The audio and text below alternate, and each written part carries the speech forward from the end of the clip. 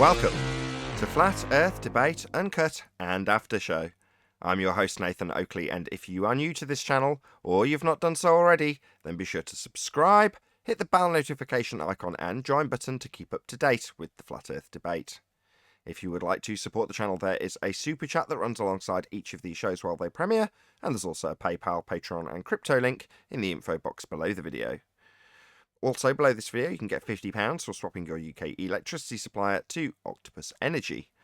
Speaking of Patreon, I'm going to do a quick shout out to all of you who do support me on Patreon. So, a massive shout out of thanks and appreciation to Michael Kahn, Patrick Gunnels, Banter, Will Brax, Mel B. Styles, Troy Shuker, Bo Snail, Joseph Pizarro, Samson, Maris, Mobile Max 777, Neo the One, Lost Cat FE, Rob W, Open Minded, Reese Pound, Del West Watson, Mike, Muted, Dick Earth Skeptic, Maria Neelands, Unbelievable Productions, Blue Ridge Ranger, Rob H, The Real Gabster, Windrider, Liam Nedrick Jr., Abraham Mohammed, Naibai, Adrian Quintana, Skeptic936, Life is Short, Fireball X, TheFlatEarthChannel.com, Texas Mike, Edwin Johnson, and David Wayne Foster. So another massive thank you to all of you for supporting me on Patreon.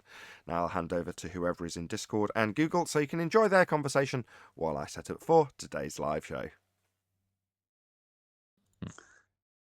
Always assume I'm recording. Maybe he's against the plain sound, Neil. You hear my voice on this show, just assume I'm recording. Even if I say I'm not recording, assume I am.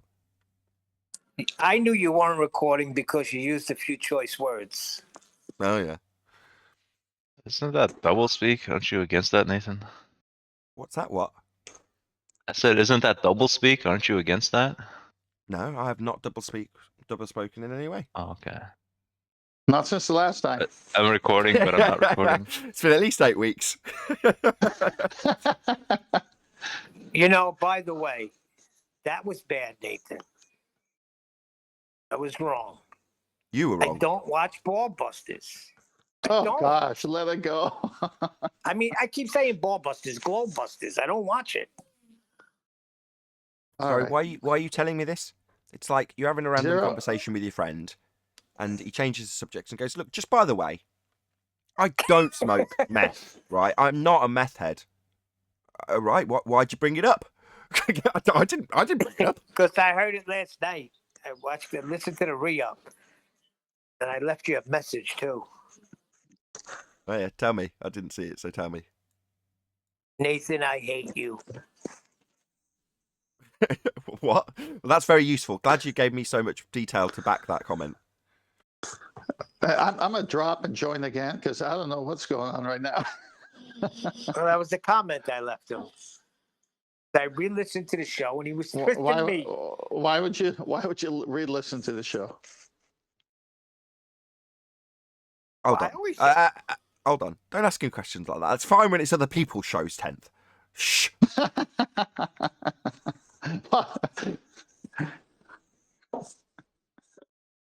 Hang on, let me ruffle my paper so you guys can get mad at me. No. I hear you every time you don't go on mute. Every time. Yeah, all of you, Neil, says you, who I had to spend about 45 minutes editing out your interruptions from the most recent video upload.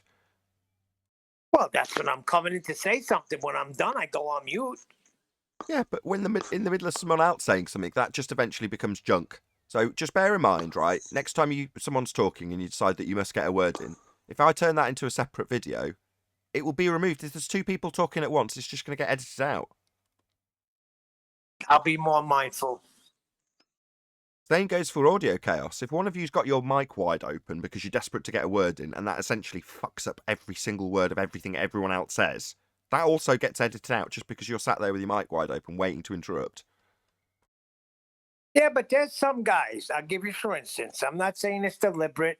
I don't know if there's a delay, but when Harp comes in, it doesn't matter who's saying anything. He's gonna talk. When the other guy comes in, who's the other guy that comes in? I can't think of his name right now. But he just, no matter who's talking, he's still going. Yeah, everybody does it. Rams. Yeah, but there's a couple of guys that it's like, wow, do they not hear 10th Man speaking?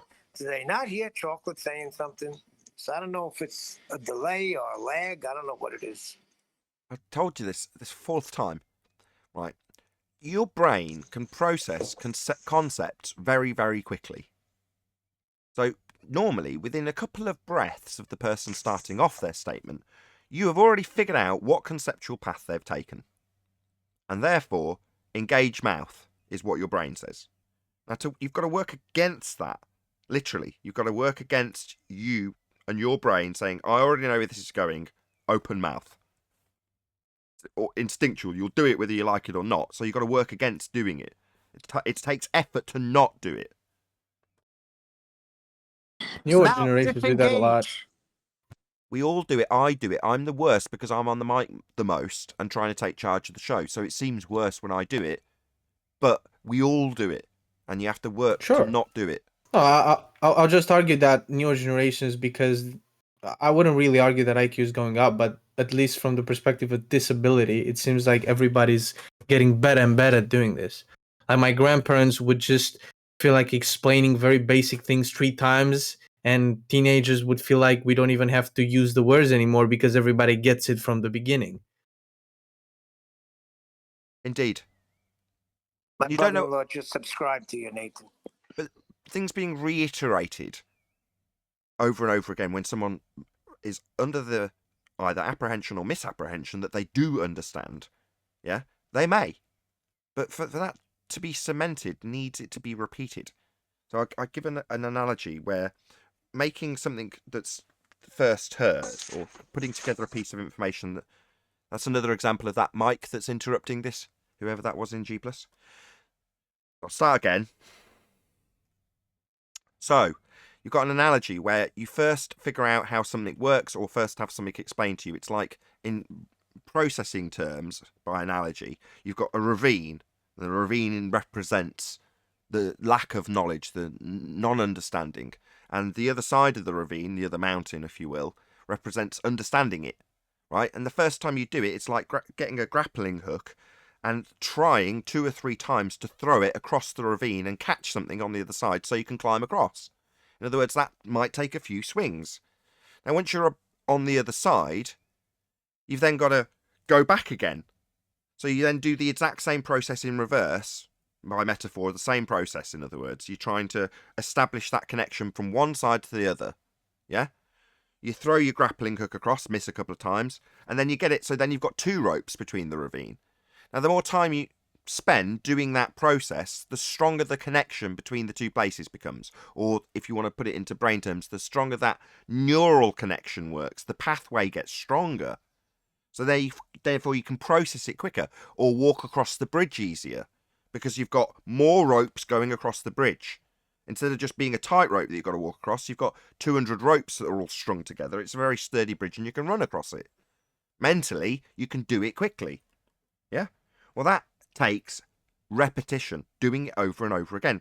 And in your example, when your grandparents say something over and over again and the kid goes, yeah, there already, before you've even finished the sentence, because you've been told once and you think you understand, like you might think you understand, but you might also find that you haven't checked your rope very thoroughly and it's got a snag in it. And when you're halfway across the ravine thinking you know what you're doing, it breaks and you fall into the pit of ignorance because you haven't taken the time to make sure you know and make sure every I is dotted and every T is crossed. Thank you for your attention. So Nathan, Yes. Nathan, you've heard of the term damned if I do, damned if I don't, right? Yeah. Well, I went to hit mute because I knew you were going to talk for a while. And you say, who's making that noise? I don't have it. I mean, it's like, wait a minute, I'm doing what he's saying. And he heard me push mute. Don't rustle your coat when you're pressing the mute button. I did. I'm just sitting there. I just pushed the button and he picked up on it. And I was like, doggone it, he's chewing me out for going on mute. I'm just in a bad mood. I'm tired. I haven't had much sleep. I've been very ill for the last couple of weeks. Let me comment on what you just said, if I may. Okay, go that's called myelin. That's called myelin wrap, WRAP. Anders Ericsson, who wrote a lot of books on memory and neural connections. They discovered this, and when you do something over and over, they called it myelin, and it just wraps like the coating on the electrical wire. And the more you do it, the more of this wrap you get. And so it becomes automatic. And this is what's key for athletes in their training as well. So if you want to look it up, what you were saying, Anders Ericsson and myelin.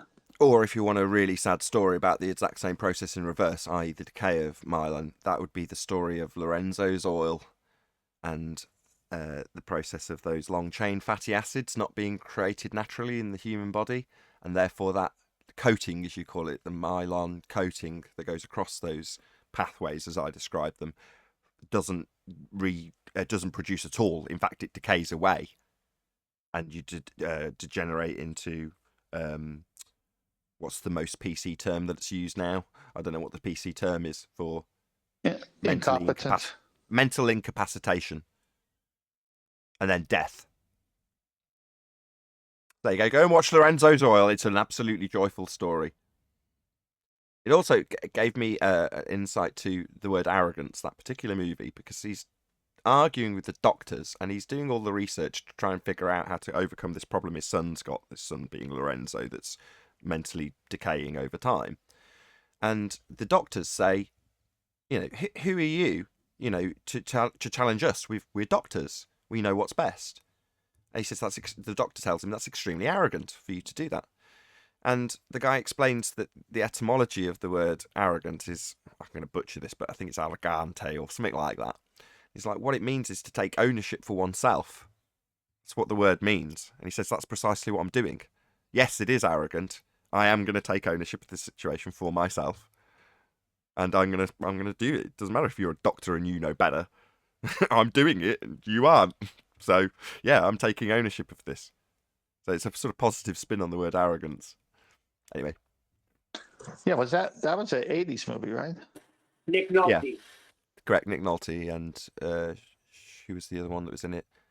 The girl from Thelma and Louise, I've forgotten her name. Who's the girl? His main break came in that TV series, Rich Man, Poor Man. Anyway, yes, that's correct. It's an 80s or early 90s movie with Nick Nolte. I was a big Nick Nolte fan. 48 Hours. I always liked Nick Nolte. I mean, Nick Nolte films were generally pretty good. Anyway, flashback to the 90s over. Sounds like Ballers when you explained how the doctors were acting towards him. This is what we go through at Ballers. That's why I brought it up, Nick. That's why I brought it up, Neil. I know, Nathan. You have to explain the setup. You ruined the whole thing. A subtle segue is the best segue, Neil. Thank you for shattering. Well, I was trying to tell you that my brother-in-law subscribed just now to both of your channels, so you got two more. What's his name? Chris. Hey, Chris. Good to have you. Thank you for subscribing. Oh, he's going to hear that soon. Earth is flat. Yeah, he's pretty much on board. He was just saying to me, is it that it's flat and there's a dome over it like a snow globe? I said, exactly. That's what the Bible says, the firmament. Well, it doesn't say it's a dome. It just says a firmament. Dome. Could be. We have gas pressure, so that means we're contained, correct? That's right. Correct. That's the statement. We are contained.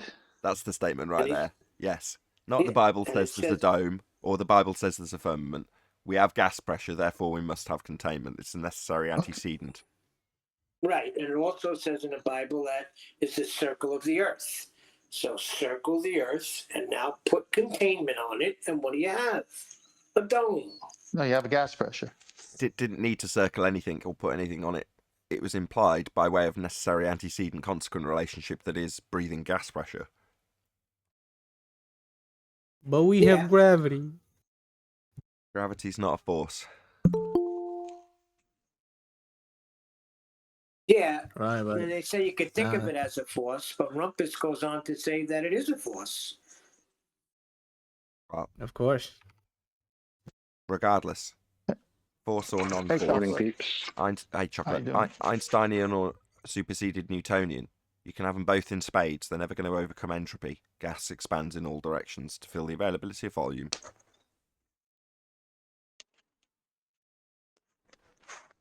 Unless, of course, it's rebellious gas. If it's rebellious gas, then they'll burn their bras at the Kármán line in, what's the word, protest of natural law. Yep. Well, of course, you don't know if entropy applies to the atmosphere because it's a bigger thing. Duh. Atmosphere is an oxymoron. Air sphere, atmo, air, sphere, fundamentalist religious presupposition that gas takes the shape of a sphere when it has no inherent shape. Say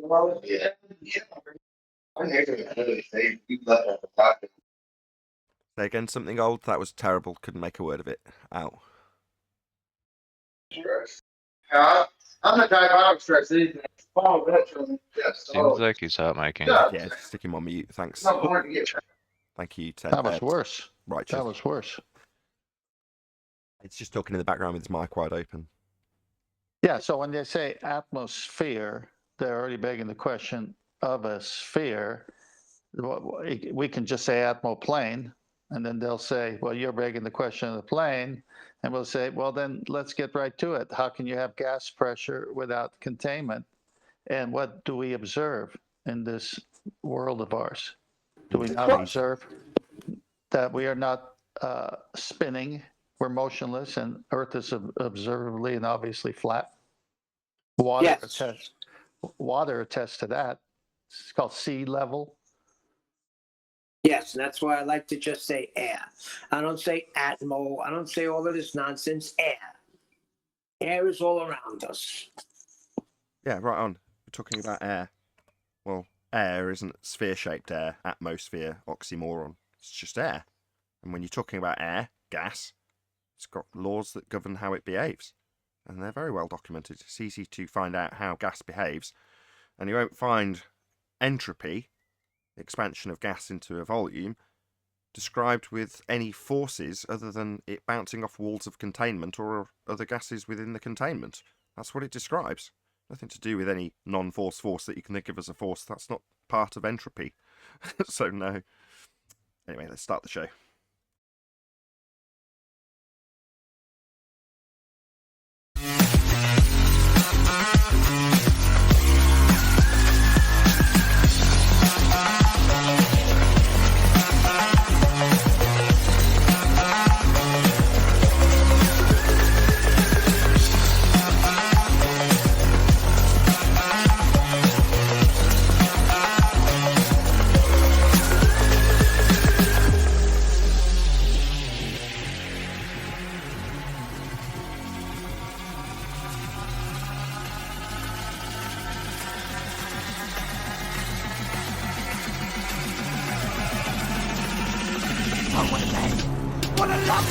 Welcome to Flat Earth Debate Live. I'm your host Nathan Oakley, and if you are new to this channel, or you've not done so already, then be sure to subscribe, hit the bell notification icon and join button if you'd like to become a Nathan Oakley 1980 channel member and keep up to date with the Flat Earth Debate. If you would like to support the channel, there is a super chat that runs alongside each of these shows while they are live, and there's also a PayPal, Patreon and crypto link in the info box below the video. Also below this video, you can get £50 for swapping your UK electricity supplier to Octopus Energy. Most importantly, if you'd like to join the discussion, simply mute the page you are currently watching, then click the link in the info box below this video to join the panel and express your views on the nature of Earth. If you do join, please don't swear. If you do, you'll be ejected, and if you are, please don't try to rejoin the stream using sock accounts. You'll be warmly welcome back on the next stream. Please also share the show on social media. Sharing the show obviously increases the live audience, but this in turn increases the chances of a more diverse panel, so please share the show on Facebook and Twitter. One last time, if you're new to the channel or you've not done so already, then be sure to subscribe, hit the bell notification icon and join button to keep up to date with the Flat Earth Debate. Now we are joined by 10th Man, Neil, Chocolate Saying, Arwin, who's now blocking my screen so I can't see anything. Who have I covered everyone? Neil, Chocolate, Arwin, 10th Man, and a whole bunch of people in Discord. So welcome, one and all. Greetings Hello. all. Good afternoon. Hey, good morning. Good morning, you enthusiastic lot. Very good to have you all. Any evidence of axial rotation of the Earth-based variety? Nonsense. No. Might need an axis and something to rotate. Well, the axials or the celestial sphere is rotating. So what was that, Chocolate? I said you might need an axis and something to actually rotate on that axis. That something would usually be ball-shaped. How's it measured? Rotation about an axis. How's that measured? Would it be radians? Yeah. Need that. You need what? Where do you get the radians from? From a radius value. Any evidence of the R value? Earth radius. None whatsoever. Well, what's the radius of the celestial sphere? Earth radius. Arwin. Well, whoever believes there's axial rotation spoke too soon. Spoke too soon. No radius value for axial rotation and radians that are asserted. We've debunked it with the black swan. So no R value means no radius, means no radians, means no axial rotation. Oh, I get it. Spoke in a wheel. Good one. Neil's just got out of that DeLorean and got the joke. Update, man. Yeah, 3 minutes ago called Neil. They want your laughter. Well, listen, if something's moving, we would know it. And they're saying we're moving 1,000+ miles at the equator line of theirs sphere, that's presupposed, and slowing down all the way to either poles. Well, this should be observable somehow, right? Especially if you get off the Earth and watch the Earth move under you. I mean, that would be normal, right? I mean, you can expect that. What do you mean get off the Earth? Is there any evidence that you can have gas pressure without the necessary antecedent of a container for the assertion that the sky is an availability of space, called space, a sky vacuum? How can you have gas pressure without a container to enter an area they call space to look back at Earth, 10th? No, I don't mean get off the Earth there. Just get off the Earth like in a helicopter. Get off the Earth. It should be spinning.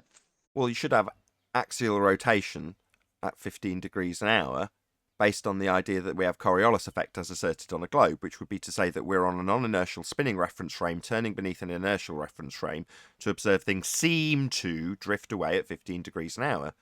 In your example, a helicopter would take off and the ground would turn beneath it at 15 degrees an hour.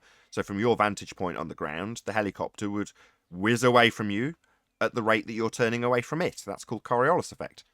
We'd notice that does not happen. Nothing's drifting away at 1,000 miles an hour on the equator. We'd notice. Yeah, but they talk both sides out of their mouth. You got Neil deGrasse Tyson saying the Earth moved, and that's why the field goal went in. And you got them saying snipers have to adjust for the bullet once it leaves the barrel because the Earth is turning underneath. Then you say, great. Then if I get up in the helicopter, the Earth, no, it doesn't turn when you get up in the helicopter. Just bullets and footballs. Yeah, the assertion is Coriolis effect, and that's the assertion that we're on a non-inertial spinning reference frame turning beneath something that isn't turning, like you on a roundabout looking at a tree. That's the assertion that you're the roundabout on Earth turning beneath the tree, seeing it seem to move when it's you turning underneath the tree. Well, that would be an effect that they assert when they say the ball drifted through the goal because the Earth turned beneath it. So as you watch the ball, it looked like it curved through the goal, but it was really just Earth turning beneath it. Or snipers have to track their target because it's claimed Earth will turn beneath the bullet after it leaves the barrel of the gun. So you've got to account for that because Earth's going to turn underneath the bullet.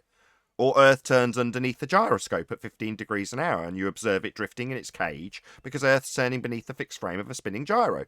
Or Earth's turning beneath a swinging pendulum and is drifting to knock over some dominoes around it in a circle because it's claimed Earth's turning underneath the back and forth motion of the pendulum. Those are all claims of Coriolis effect that assert Earth's turning beneath things. Well, then it would turn beneath helicopters, aeroplanes, hot air balloons. You, if you jumped up and down, you'd notice. But they assert it with things that stay in the air for a couple of seconds.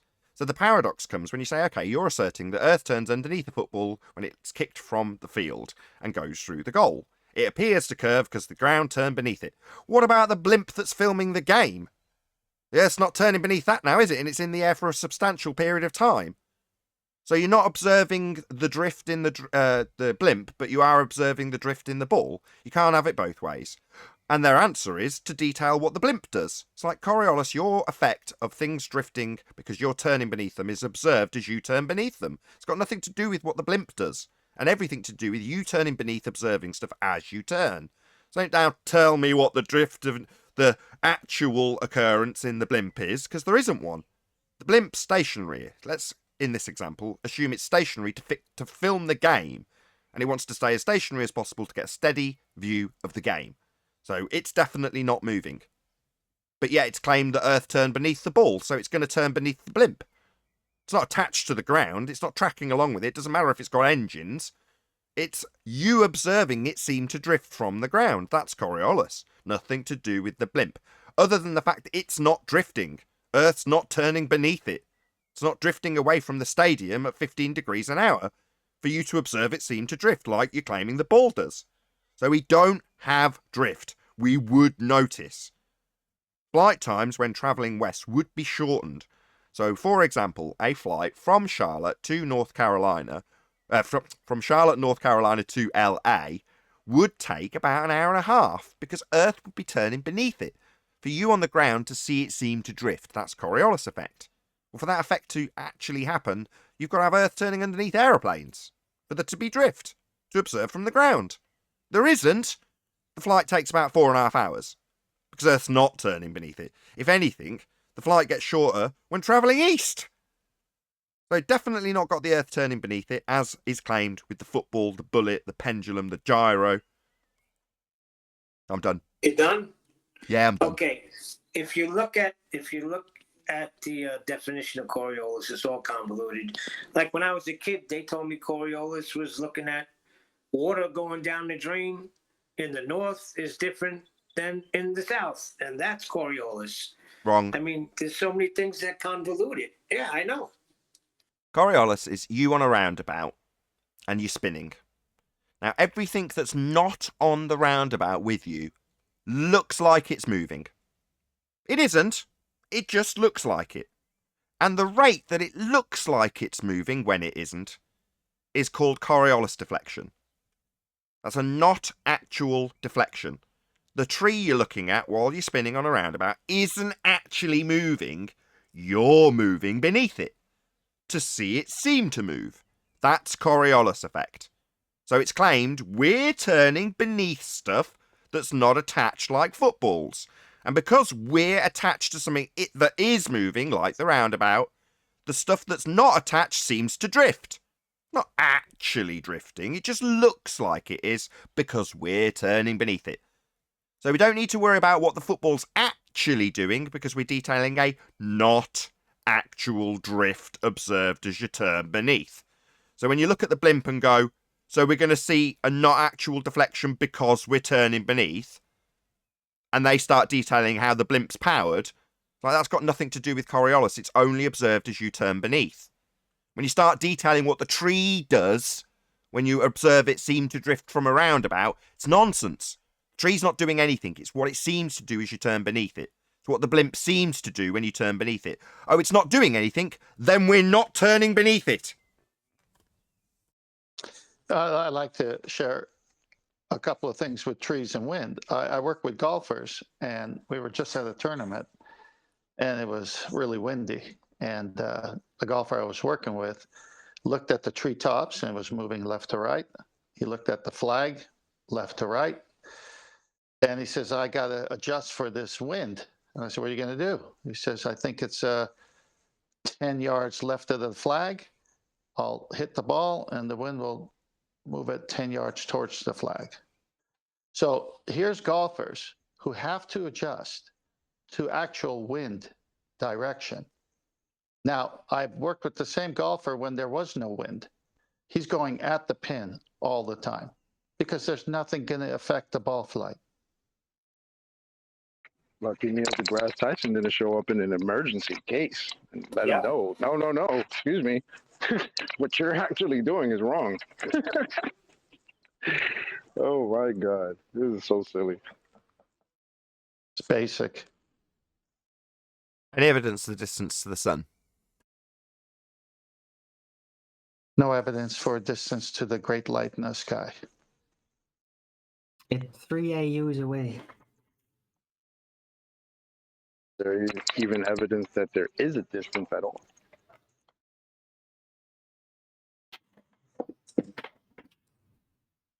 Can I ask my original question? Sure. What's the radius of the celestial sphere? Who cares? What's the celestial sphere? We don't Okay. deal with stuff in No, it space. doesn't matter. It's not. It's a technical. What do you mean it doesn't matter? It's imaginary. They say it's You imaginary. just ask what's the radius of a celestial sphere. Where's the celestial sphere? You don't get No, a they say it's radius. imaginary. You don't get a radius to not actual positions of non-physical items. It's based on what you view of it. That's Oh, right. okay, 'cause So I've it doesn't never have a viewed a sphere. radius. That's No. right. The celestial sphere is a sphere that doesn't have a radius. How Well, if it confusing did, is that? If it did, it'd be calculated on the optics being used there and then in that position. Your personal viewing dome, as Jaren puts it. Right. But it doesn't have an actual radius then. Well, I just thought that was funny. Well, the optical Sounds field like of it's view not could an have a. actual sphere Hold on, there. hold on. The optical field of view could have a hemispherical radius. Yes, it could. But it's still just an optical field of view that you'd be calculating. Yeah, but that's not the celestial sphere though. That's just your limit of sight. Correct. Right? The That- yeah, lights yeah. don't have actual positions. That's what I'm saying. Precisely. I'm agreeing with you. Right. I wasn't trying to be Baldwin. I just thought of it and thought, hey, this is interesting to consider. Well, let me give you the official narrative on it, and then let's see what you say. The official narrative on the celestial sphere is that the stars go away for infinity. They just keep going. But for the use of mapping in stars, they have this imaginary sphere in the same shape of their imaginary Earth sphere, and all the stars are attached to it. So they say it's imaginary. They say it goes forever. So go on, Arvin. Now have at it.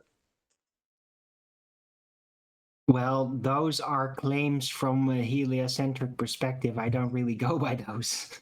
I know, but that's their official narrative on it. So they have to match it to their imaginary Earth sphere. So they got a celestial North Pole, just like the North Pole. They got a celestial South Pole, just like the South Pole.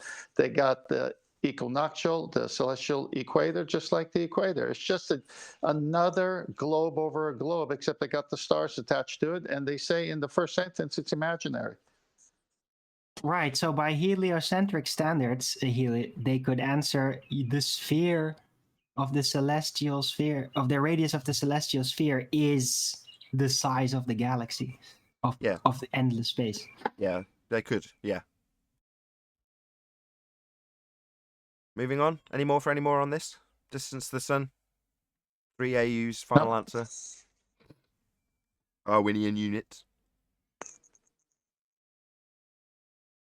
No. Can we calculate it? Go ahead. Can we calculate the distance between the sun and the earth? You can if What? you make a few assumptions, yes. You can calculate Arwinian units. Not You Arwinian. just divide the assumed or imaginary distance to the sun by 3. There you go. When I opened it up to any more comments on this, that was your opportunity to throw this in. But now I've got a serious question from someone, Arwin. So no, we're not talking about Arwinian units. Just hold fire on that crap for now. Do you want to repeat your question? So I'm just thinking if we can figure out exactly what's the distance between the surface of the earth, like tangential speaking, and the sun. I guess also like the first point in the sun, whatever the sun is, whatever the shape the sun is. Okay. And actually, if we can even find out what the shape the sun is. If as you added one word, the actual, then no. Apparent, and then you can make a few assumptions to assume that you know the actual distances, and then you can pertain to your audience that you have got the actual distances, and then explain how you've made a few assumptions to get there. But in terms of actually getting it, no, definitely not. Well, maybe we can bring the question a little closer to where we are. They calculate their radius based on Al-Biruni looking at the horizon. Now, if he looked at the horizon 2 hours later, he'd get a different calculation. So if you can't measure it, then you're forced to calculate something. And they live in the world of calculations, math, not reality. The reason you've been told that is because one of the assumptions is that you can derive the R value that you'll superimpose onto Venus to apply Kepler's third law of interplanetary motion to derive the scale. You need a geometric horizon to do that, to get the R for Earth, to get the R for Venus, to apply Kepler's third law. Hence, you've been told about not having a geometric horizon to get an R, to assume Venus is the same size, to give you those scales. So they just guessed the size of Venus. He looked up and said, "Wow, that's the size of Earth." Not exactly. They assumed the horizon was a physical geometric sphere edge, and then derived an R value from that. And then, ingenious, they assumed that Venus had the same R value as the assumed Earth R value when assuming the horizon is a physical tangent point to measure it. It gets worse than that. They guessed the size of Earth. They never measured it. That sounds ridiculous. Well, they back-engineered it to fit with the Yeah, stars. But before they guessed the size, they guessed the shape. They obviously observed one shape and then guessed it to a completely different shape. So Pretty funny if you think about it. So chocolate, they go, well, it looks flat. It doesn't feel like it's spinning, but let's guess that it's not flat, and let's guess that it's spinning. Yeah. That works out. We observe it flat, feels flat, measure it flat, but yeah, it's ball. Sure. Maybe I'm not walking right now, and the Earth is moving towards me. Other Maybe nonsense. that's because somebody's really drunk. Could be. Any scientific evidence of gravity? Gravity, what's that? What is gravity? Well, Neil deGrasse Tyson dropped the mic, so yeah. And then I boiled a kettle and watched the steam go up whilst holding a helium balloon.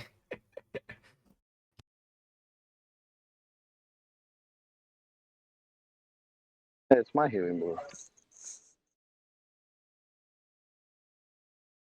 He dropped the mic because he can't handle the subject. Too hot. I mean, That's what a a good show of arrogance or bravado, should I say, much better word. Look, I'm going to spew out some nonsense. I have nothing to back it up. Then I'm going to drop this mic and do a theatrical action to prove that I'm right. Yeah, yet he And won't walk debate. away like I'm cool. Yeah, yet he won't debate anybody. Yeah, well, that's his out by saying he won't debate a flat earther because he assumes that we're stupid. I reckon a helium balloon would make a bigger bang when it hit the studio lights than his mic hitting the floor. Any single viable hypothesis from any of the fields of astronomy, cosmology, or astrophysics? And before you answer, I'm going to shout out Truth in Your Face. More power to you, my friend. Love your channel. Subscribe today to Truth in Your Face. Globe states no rotation if you are at the North Pole. Does it? Therefore, a drone hovering at the pole should be seeing everything in the distance rotating around it. Yes, I see what you mean. Yes. Yeah, that's correct. A hovering drone would have the Earth spinning beneath it and it would just have a 360 view. Yeah, quite right. Thank you very much for the super chat. Truth in Your Face.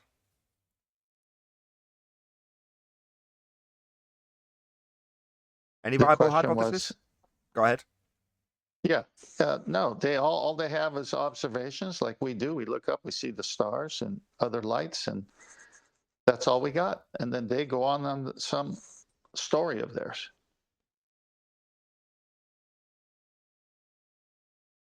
They can't go over there. They can't manipulate anything. They can't say we touched it.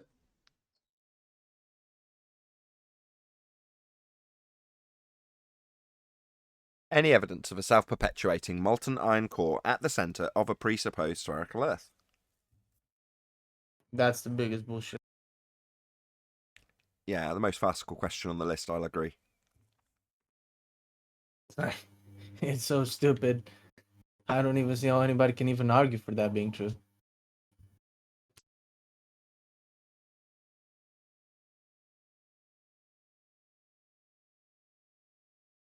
Any evidence of a physical geometric sphere-edge horizon formerly known as the curve of the Earth? No, the Black Swan has debunked that. The curve of the Earth has been retired. I watched a Flatzoid Officially. video, and he had I just wasn't in the mood to trim it out, although I was tempted. Just yet another fundy who I don't know, talking about how stuff is working in terms of perspective. Just boggles the mind that these guys, the video, because he's taking a little toy car and moving it away from the camera whilst simultaneously arguing that it's not going to get smaller, or I don't know quite what he was arguing, but he's showing perspective and talking about perspective, and at no point is he talking about Earth curve. It's like, I remember when I did this with a similar demonstration with a car, and then Sly Sparkane responded to it. Obviously, in the defence of Earth curve begging the question, proof of nothing, perspective hijacking Earth curve calculations. But now we've literally got the reverse scenario where the fundies who are yet to catch up with the fact they're detailing something that's not in Earth curve maths are detailing to us the effects of perspective. I mean, it gets better by the day. So, shout out to you, Flatzoid. Keep going, man. Publish this stuff as much as possible. You know, and if you're a flat earther out there, you should be the same. You should have the same reaction as us. Our opponents are detailing our argument back to us. It's a joyous time to be a flat earther. It really, really is. They got tired of looking stupid. Wonderful. Well, and it only took them 4 years, and despite them doing that now, they still denied that they had it wrong in the first place. At one point in his video, he said, "It's just perspective, nothing more, nothing less." End quote. Whoever this fundy glowbed was. I'm like, so it's not Earth curve then? Just perspective, nothing more, nothing less. Wonderful. We've been saying that for years. I need to hear this. It's just That's perspective. what my grandson said. I told you that the other day. To teach him it's just perspective. Did you welcome him to Flat Earth? So they're finally catching on to the curve function collapse, do they? It's about time. No, that's got to come next, Darwin. At some point, I mean, we've seen it in a very raw form where you get them to detail to perspective that they're telling us we've got wrong, and then you ask them, where is it in Earth curve maths? And then they run away. At some point, they've got to start telling us how this effect they're detailing to us about perspective and how things get smaller in the distance and eventually can disappear through a diffraction limit, a limitation to the angle. How that effect actually works with their Earth curve maths that removes all aspects of it with feet and inches that are currently still being argued about. Yeah? You've got people like Ranty hijacking this calculator and its perspective and detailing and asking Flatzoid, specifically, why feet and inches values are missing. Like, yeah, you were there, Ranty, while we detailed how feet and inches values don't represent angular representations that change with distance. But yet you're still there arguing about the begging the question, proof of nothing, perspective hijacking Earth curve calculator and its whole number values that don't change with distance. Whilst arguing about perspective on a sidetrack that has absolutely nothing to do with your Earth curve maths that doesn't include it. So at some point, these fundies have actually got to appreciate that they've got to detail why we have curve function collapse. That would be the curve that we don't see, the perspective that we do, and the maths that's got a geometric horizon that doesn't exist in reality. At some point, they've got to get from one to the other. Now, don't get me wrong, so far we've had one contender, R.C. Meisty, who came in to tell us all about how the Rayleigh criterion worked. I asked him, where is this in Earth curve maths? And his response was, it's in the Rayleigh criterion. So I reiterated, where is it in Earth curve maths? It isn't. So, fundies on the globe side currently detailing how perspective works. Yeah, shit shrinks. That's right. But it doesn't in your Earth curve maths. A 10-foot wall is a 10-foot wall at 100 metres or 100,000 metres. It makes absolutely no difference. It still remains 10 feet. So you can ask us why so many feet and inches are missing from the bottom of it. Well, that's not accounting for the perspective and angular changes that you've got with distance now, is it? A point we made 4 years ago and had a hand wave.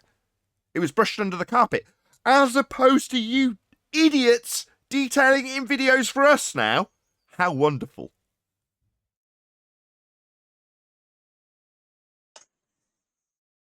They James don't Butts. like the Gotta geometric love the irony. limitation.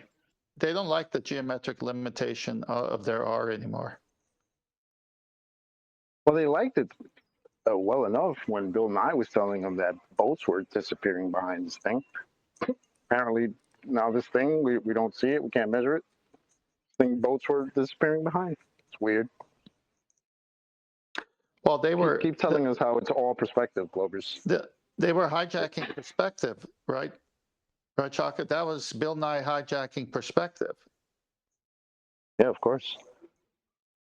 Yeah, by saying the boat's going behind XYZ physical geometric sphere edge horizon that only exists in the maths, and then asking us to qualify why a certain feet and inches value, that's the same if it's right in front of you or 100 miles away, has been obscured from the bottom up when I assume a physical geometric sphere edge horizon's got in the way. How do you explain this 3 feet missing from the bottom of the boat?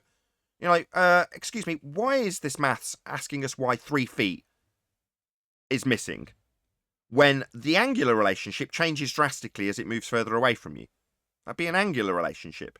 But yet, what, you're going to ask me why 3 feet's missing when it's right next to me, 3 feet's massive, and when it's 100 miles away, I can't see it at all? But you're going to ask me why a certain section of it's missing when you assume that 10 feet is 10 feet, regardless of what distance you're looking at it with, or what aperture of camera you've got to look at it with. All of those things don't get taken into account in earth curve maths. Feet and inches only, that don't change with distance, a la perspective.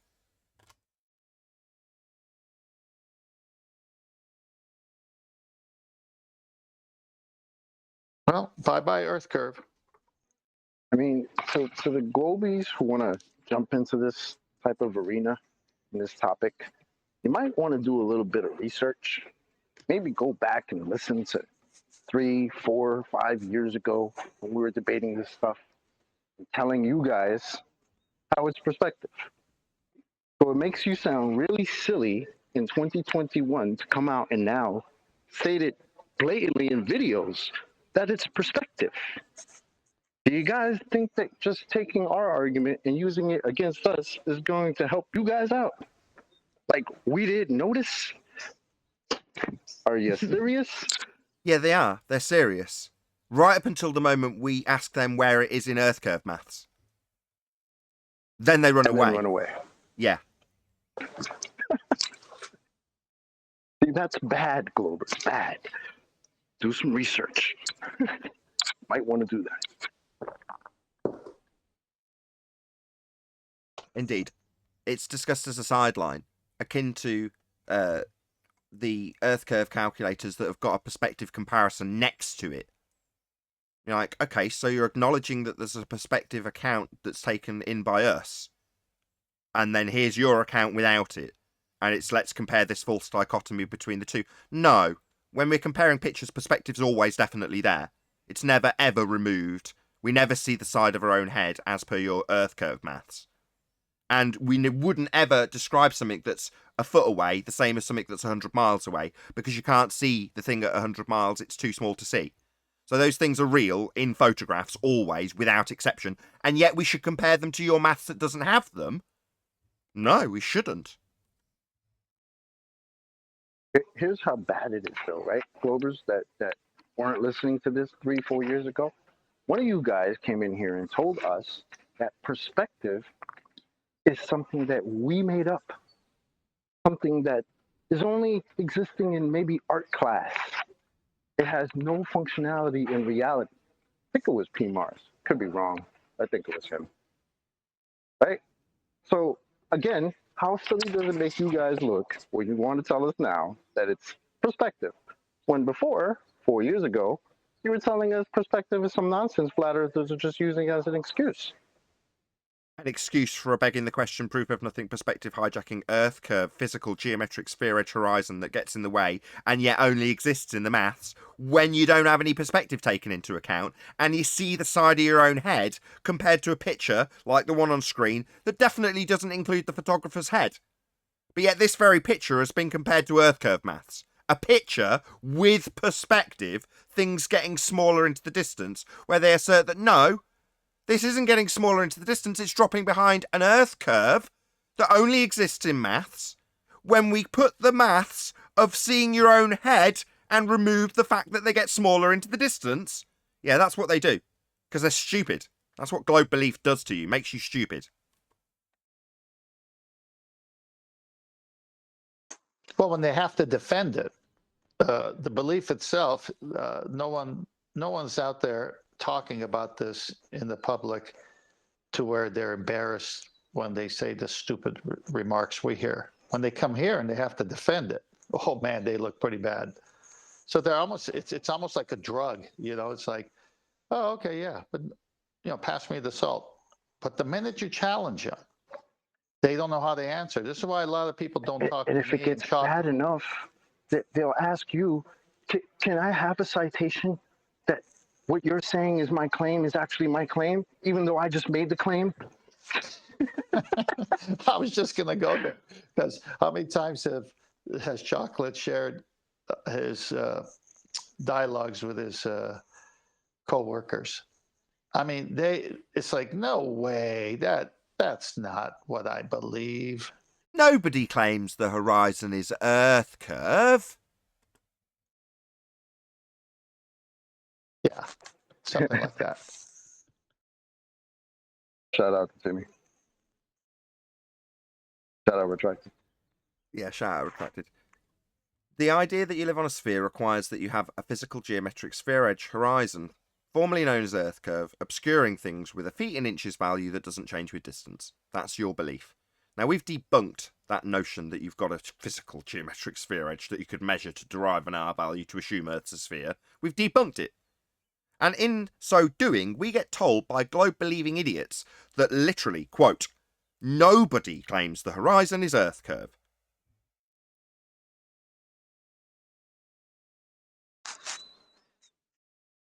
Incredible. You just lost, globe believers. Badly. Yeah, And the thing is, the funny thing is that guy who said that wasn't like some brand new Glober just fresh on the scene. Like, this is a guy that has been coming in here for 4 years, spouting his nonsense, showing us pictures of horizons and telling us, yeah, that's the curve of the Earth. The same picture. What was the title of the picture that he was trying to punt on that very show when he said, quote, nobody claims the horizon is Earth curve? What was the title? You remember? I think it was the curve of the Earth. It was, this is Earth curve and a picture of lots of horizons. 4 of them, yep, in the same picture. So he's trying to punt a picture that he's been touting for 2 years, labelled this is Earth curve, pictures of horizons, and his demonstrations with a drone of what the horizon does when he raises and lowers in altitude. And when we point out how the Black Swan modus tollens works, if the Earth is a sphere, radius 3959, then every distance to horizon can be measured no more than 1.2 times the square root of the observer's height in feet. And the Black Swan shows the physical limitations breached. Therefore, the Earth's not a sphere.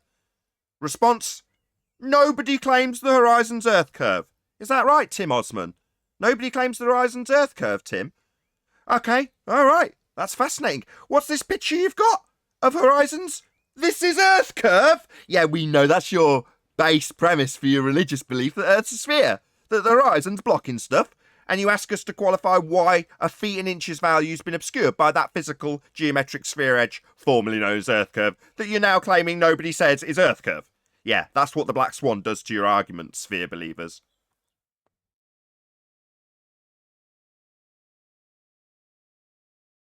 We cover all the housekeeping questions.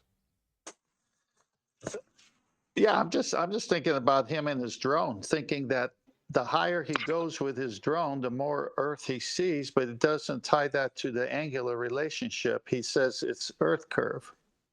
When I posted a clip of it in Master B if you want to play it. I don't know if it's got the exact quote, but I know he says something like it in it. Hasn't come through to me. I haven't got it, Chocolate. Master B? No. Yeah, give me a second. No worries. Might pop through in a minute. If it does, I'll play it. But yeah, you deny or ask. That was the break that started Chocolate saying that they'll ask you for citation when you prove their claim wrong. Where do we claim that we have Coriolis drift at 15 degrees now? Earth spinning with the air. Show me where we say we have drift. Meanwhile, in the comments, thanks Bob for proving a 15 degrees an hour drift under a gyro. So what? Thanks Bob for proving we turn beneath stuff at 15 degrees an hour, like helicopters and aeroplanes and drones. No, we don't. We'd notice. Show me where we claim drift. That's what they say. Ask you to prove that their claim you've debunked is actually their claim. Now you've debunked it. When they say Earth spinning with the air, when I first heard that, it was like, this people are on drugs. We got east, west, north, south winds, but Earth is spinning with the winds.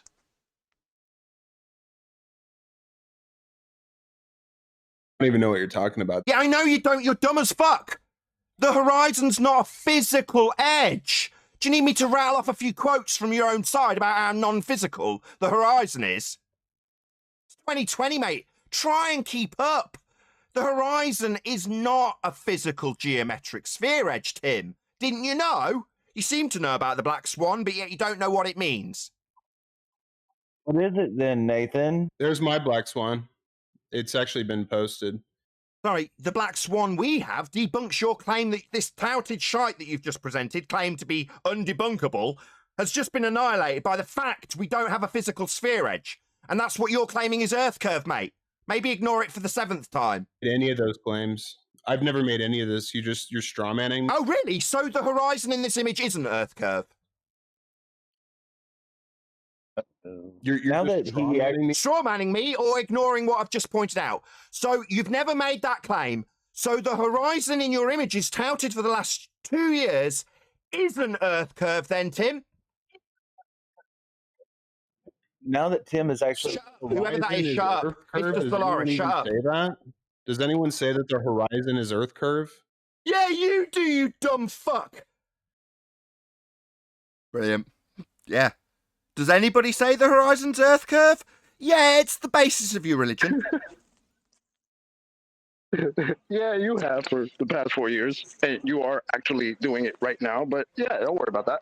Yeah, the image that you're about to present to the audience has got the title, This is Earth Curve, and is an image of multiple horizons. Does anybody claim the horizon's Earth curve? Yeah, you. It's just been debunked by the Black Swan.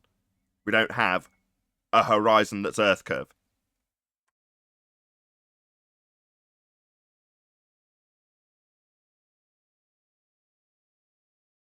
So meanwhile, let's all talk about perspective, right? Let's all talk about that, right up until the point that someone asks you where it is in Earth curve maths. It isn't.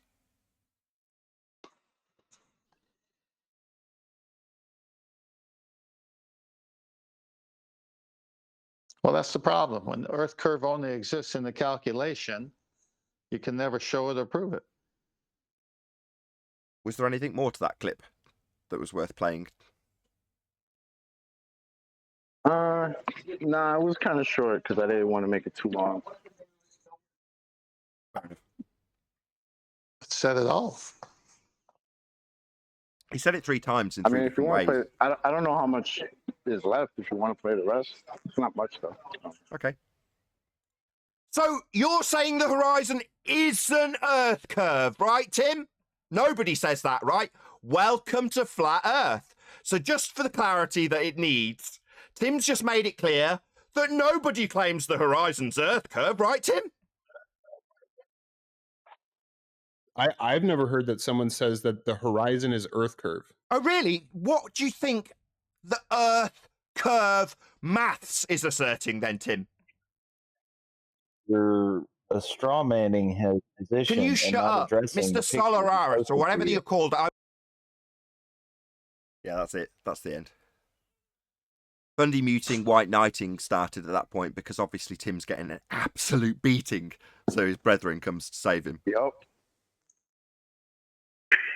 Yeah, it was devastating. I've never heard anybody claim that the horizon's Earth curve, right, Tim? Oh, really? What's that you're touting? This is Earth, Curve. I remember laughing so bad at that my coworkers looked at me like, "What the hell? Are you all right?" I'm sitting here like, I don't believe what I'm listening to, man. Yeah, that's because of ignorance, basically. Tim had disappeared off the scene for a short period of time, maybe 6 or 8 months. And in that exact period, we were discussing the Black Swan and nothing else. And then he came back. Now, it had slowed down a little bit, obviously 8 months into the argument, enough for him to not really concern himself with it. It's not a hot topic. It's not like brand spanking fresh new. So he came in and he's like, yeah, I know about the Black Swan, because he's vaguely heard about it. But he doesn't. So then when it's put to him and he's taken through the steps of the logical consistency, where's he going to go? Nowhere, except to declare that nobody's claiming the Horizon's Earth curve. That's where you go as a fundy when you met with the Black Swan, and you can't just hand wave it in a comment and obfuscate away from it. Lying to yourselves.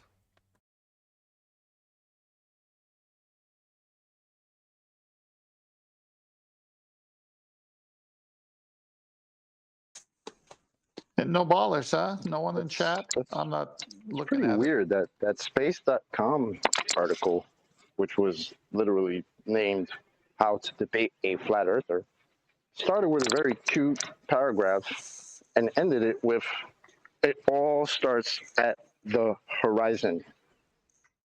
So a little weird that somebody who's been debating this for 4 years would come in and tell us, "Yeah, I've never heard that." who makes that claim? As I make that claim. It starts there and it ends there. Exactly. So any ballers in chat? It's Friday. Come on, join in.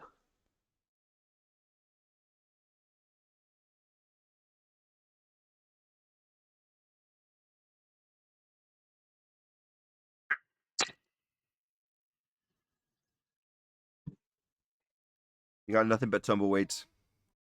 Yeah, interesting. The chat.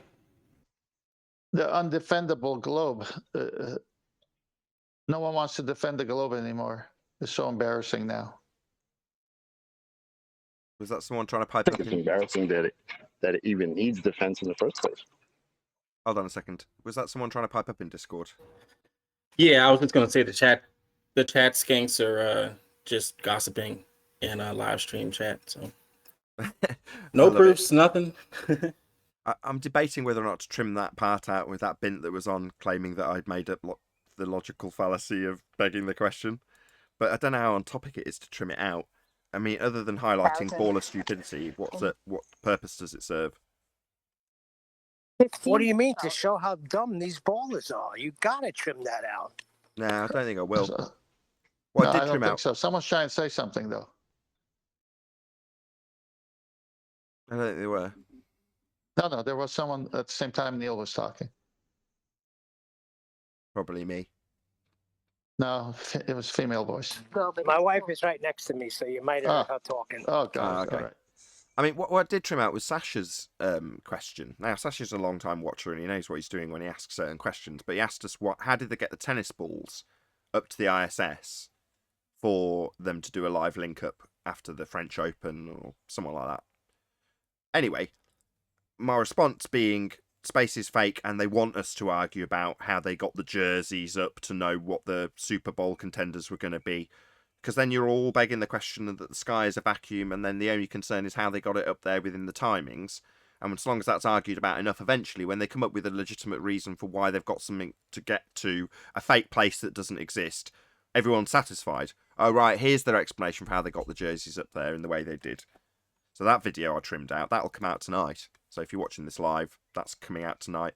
It's called Space Tennis, a begging the question story. That didn't make any sense to me because all they have to do is have a jersey of each team in a league. On a set, on Earth. No, having all of them. So, okay, let's just go with what Neil's just said.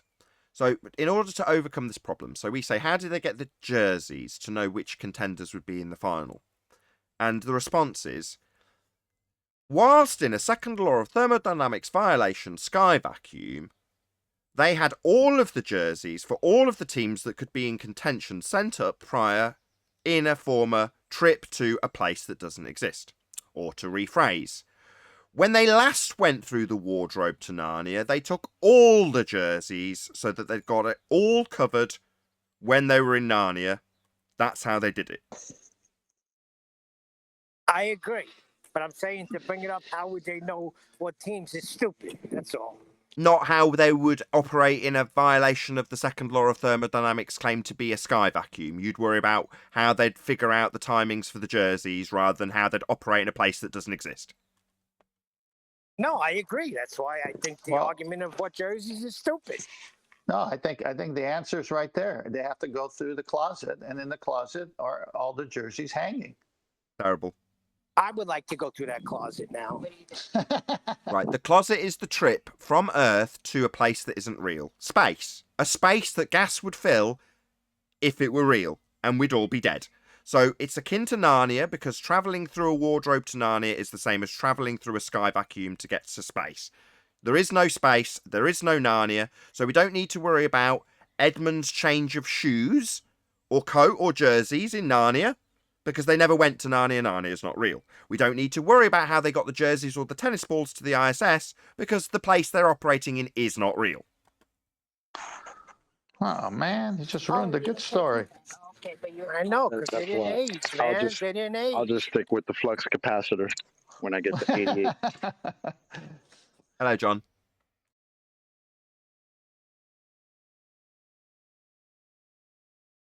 Okie dokie. Hi, Nathan.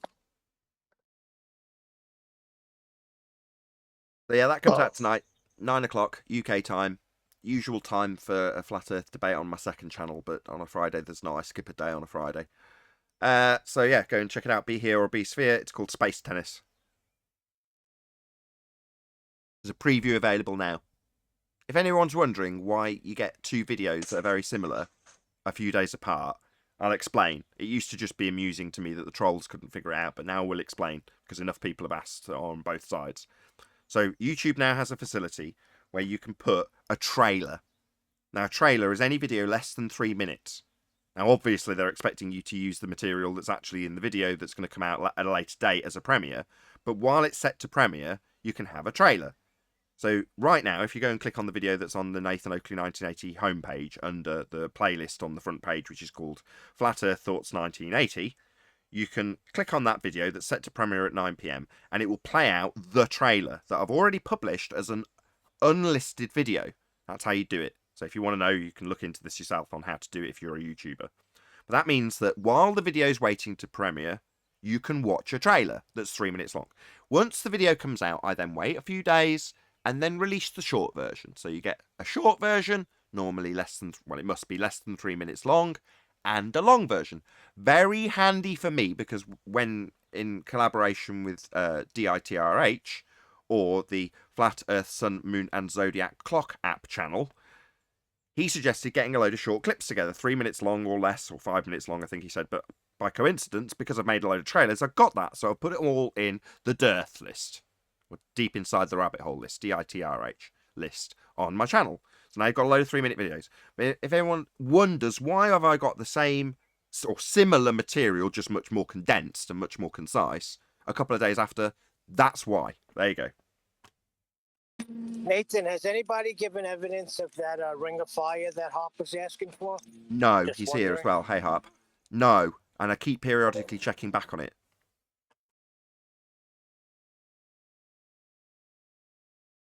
Go on, Harp. Did you want to... So, good morning, guys. Good morning. It's very good that I got up. I wanted to talk to you early about this, but I could not get up because I was up since 4 o'clock looking into this shit. So, I found these images that we've been looking at,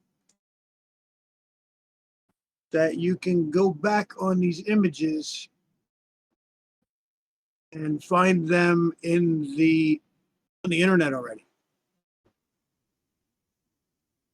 In other words, we don't have any pictures from 2021.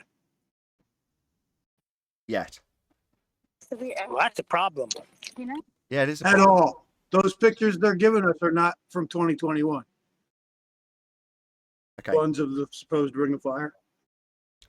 Okay, so I'll reiterate the issue, and then I'm sure you'll hopefully. So now I clarify. just like, Go on. yeah, I was just going to say the reason I first brought this up was because we were talking about this in the after show, literally a couple days before it was supposed to happen. And of course, the Globers are in there saying we predict these things to the very second.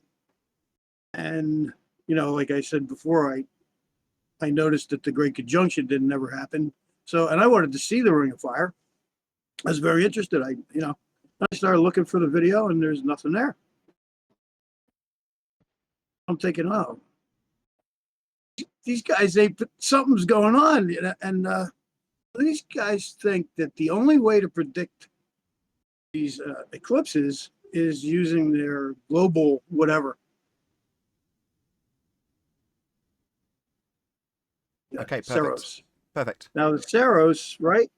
That began before, like most likely Aristotle and Eratosthenes.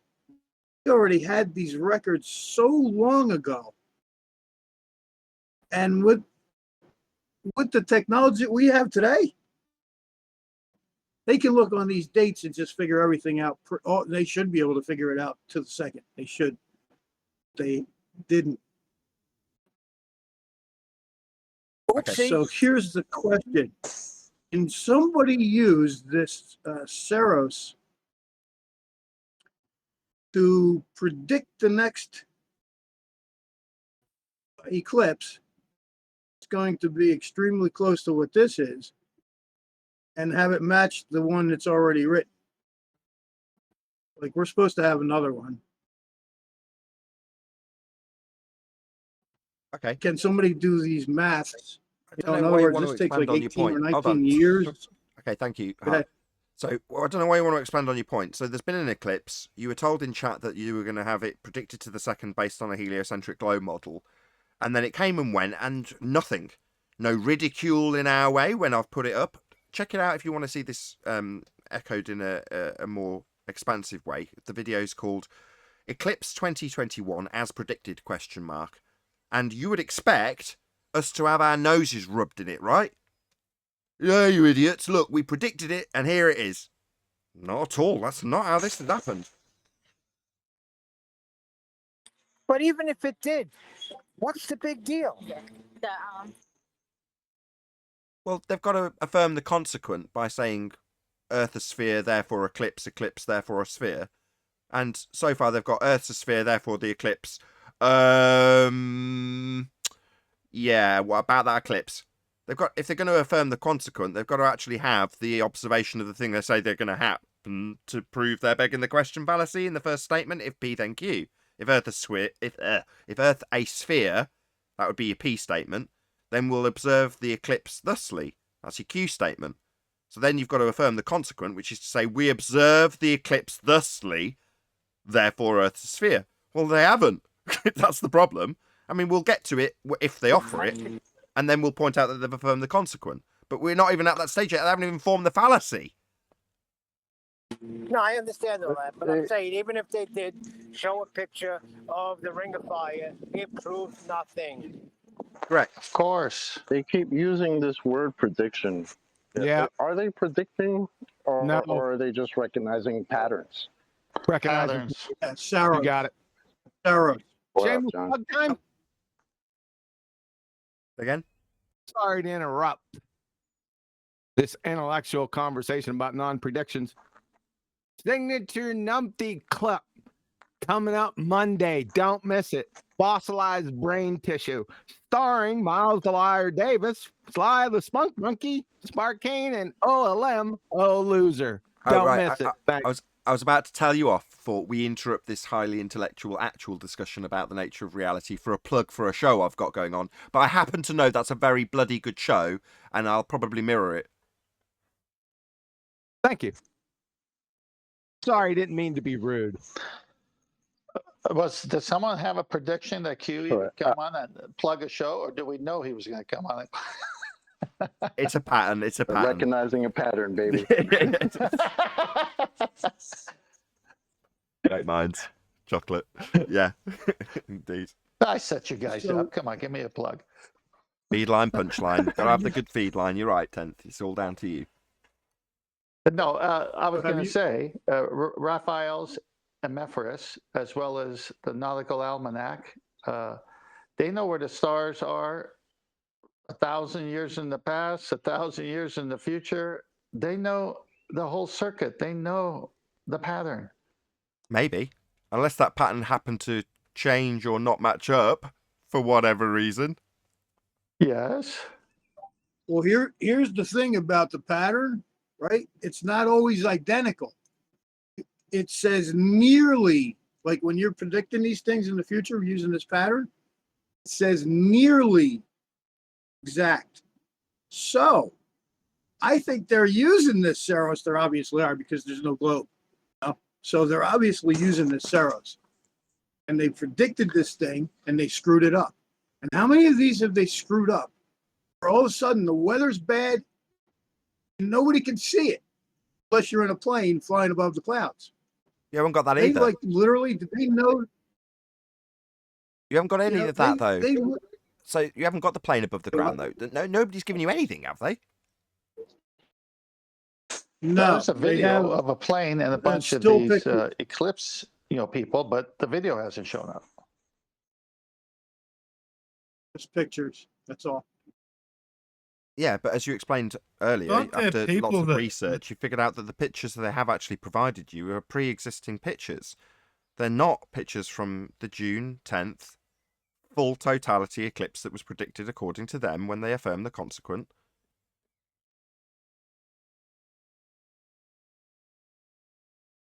Yeah, that's correct. Yeah, aren't there people that would have been in the path of the totalitarian part of the eclipse? Wouldn't there be people from those Totality, not- regions that would be wondering this same question? Yeah, so the people in Canada, in other words, but it's totality, not totalitarian. Well, unless they force it on you.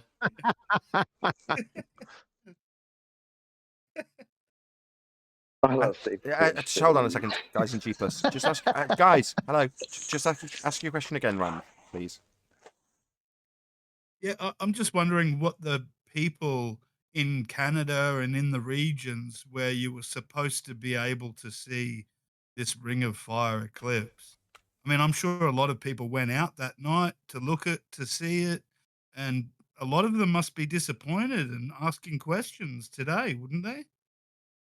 Yeah, and it's very, very underreported. Precisely, you'd think this would be news, but it's now become a non-event that we're not having our noses rubbed in it for. We're the ones talking about it, as opposed to them rubbing our faces in it because they're affirming the consequent model predicted it, therefore because it predicted it, it makes their model real. Well, we're not getting any of that. It just doesn't make any sense. This isn't what was going down, again, as detailed earlier by Harp. Prior to the event, they were rubbing our noses prior to it with the self-assurance that they were going to actually have the event occur. And it didn't. We haven't been given any evidence that they've got the affirming the consequent evidence to actually affirm the consequent. So we can pull it apart as a fallacy. They haven't even got the fallacy. It's totally pathetic. It's a real loser for them. Anyway, with that, I'm going to say, if you are watching this on either Nathan Oakley 1980 or Nathan Oakley premiering streams, stay tuned as there will be an after show to follow. Unfortunately, if you are watching this live, this is where we bid you farewell. So a huge, massive, enormous thank you to all of you who smashed the super chat, liked, commented, shared, subscribed, or joined as a Nathan Oakley 1980 channel member. I've been Nathan Oakley. Stay tuned if you're watching on a premiering stream, and I'll see you all in the next video.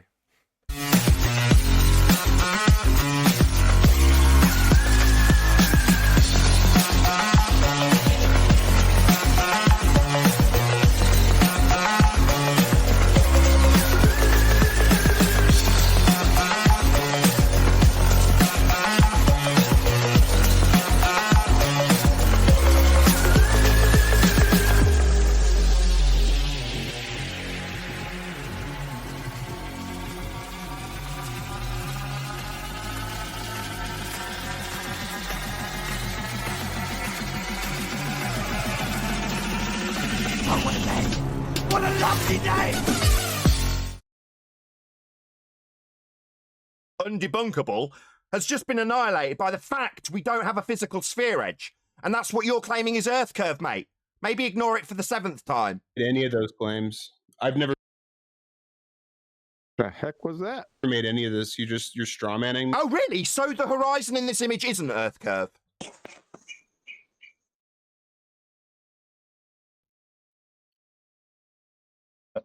You're Now just that straw he manning me. Straw manning me or ignoring what I've just pointed out. So you've never made that claim. So the...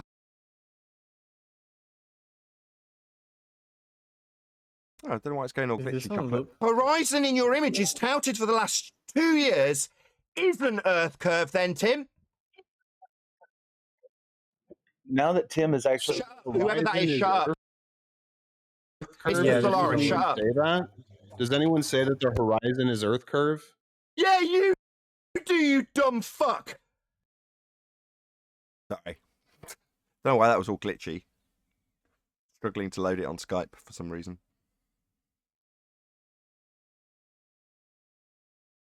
That's wonderful.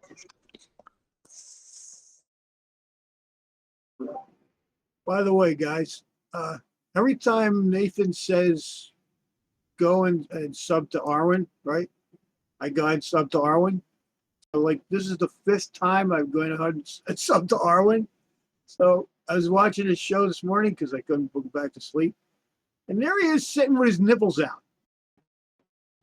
Because it's hot over there. That's a fair point. You know, I would also go with that. You know, subscribe today to Arwen. You'll get to see him with his nipples out. It's well worth subscribing. I totally agree with you. Marketing Tit for technique. tat. Makes sense. Hold on, we need for it to be Oh, humorous. good one, Ted. For it to be comical, we need his objection afterwards. Moment has passed. He probably went shopping. Oh my God. Thank you there. The moment's past half, but yeah. He's not here? No. Oh yeah, he is. He's just not answering. Well, maybe we'll get the rest of the story later.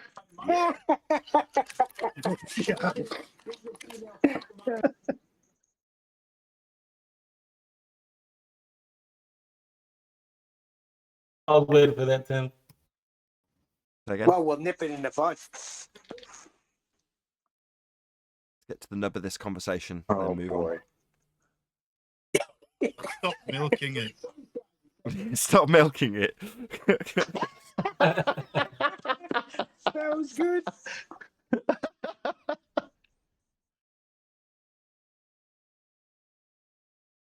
No wonder Rumpus comes here and says, utter, utter, utter. No, he can't come here anymore because he's a proven liar. Don't miss my utter joke, Butter went please. by you, huh? Hey everybody, how are things? Hey, Very well, Brian. Brian, Watched your video today, and I'm glad I did, because I didn't have as comprehensive an understanding as I thought I did, and now I do. Thank you very much. Brilliant video. The one from today, the 11-minute one, yes? That one, is it? Yeah, excellent. I left a comment on it, and I time-stamped the summary, so if someone comes along and they're... Because it's a good video, but it's a little bit longer. Some people have only got about a 3-minute attention span, so I time-stamped it as the concise summary is at 3 minutes and something seconds, so that people can go and just get your point immediately. Yeah, it's one of those things. I wanted it to be 3 minutes long, but it wasn't possible for me to do that. You know what I mean? No, I totally got it. No, I get it. That's why I put it in there, because I thought if I was making this video, what I would have done is trimmed out that little section and put it right at the beginning, and then had it repeated as the video progressed. Yeah, maybe that's for a future video then. Maybe that's for a future video. Because I have to look in at it for hours and hours. Well, earlier on, I was up less than an hour, and I had, I think it was 68 or 70 something views. I had over 30 dislikes, and I had 3 likes, and one of them was mine. So I knew that was causing a lot of bothers. But the latest news, right, because it's funny you played the Tim Osman clip. The latest news is that Wolfie doesn't claim drop. Oh, it gets better and better. I mean, we knew it would start crumbling apart at the seams, but when you've got Tim Osman telling you there's no Earth curve, nobody claims it, and Wolfie's claiming there's no drop, I mean, we've won. That's where we're at. Yeah, I mean, as Kiwi said yesterday, what's 8 inches per mile square then? What's all that? You know what I mean? Is that not drop? Nobody claims the Earth has drop.